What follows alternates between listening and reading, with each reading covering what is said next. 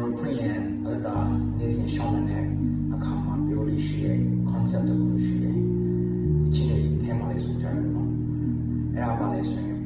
ငါတို့တနေ့အောင်မြင်ရမယ်ယေရှုခရစ်တော်အပြင်တနေ့ငါတို့အောင်မြင်ရမယ်ဆိုတော့ဒီ concept ကမြင်ပြောင်းတယ် subtype တဲ့ concept ဖြစ်တယ်ဒါပေမဲ့လည်းနေစဉ်နဲ့ညမှာကျွန်တော်ရဲ့ impact ဖြစ်တယ်တော်တော်ချင်းမှာဆို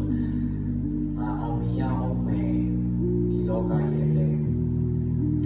ဆိုတော့ဒီချင်းရဲ့တကယ်နှလုံးသားတော့ကျွန်တော်ဘယ်လိုလဲတော့မသိဘူးเนาะဒါကျွန်တော်တို့ကယေရှုခရစ်တော်အပြင်အောင်မြင်ပြီးတော့ပြီ we already won ယေရှုခရစ်တော်ရဲ့ right လောကကိုအောင်မြင်ဆိုတော့ကျွန်တော်ယေရှုခရစ်တော်ရတဲ့သူကလောကကိုအောင်မြင်တော့ပြီ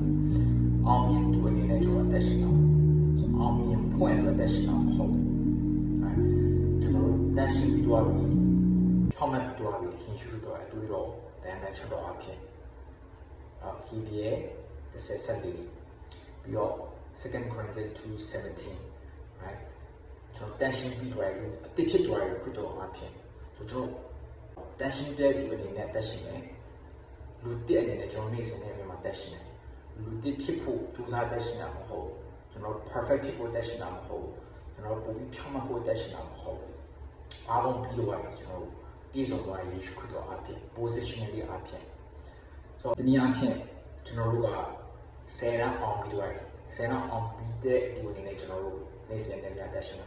10ရအောင်ဖို့တက်ရှင်ရမှာမဟုတ်ကြိုးစားပြီးတော့ဆိုတော့အဲ့ဒီ concept yes ကျွန်တော်တို့လက်တွေ့မှာတော့ကျွန်တော်တို့အမားတွေလောက်တာများရှိတယ်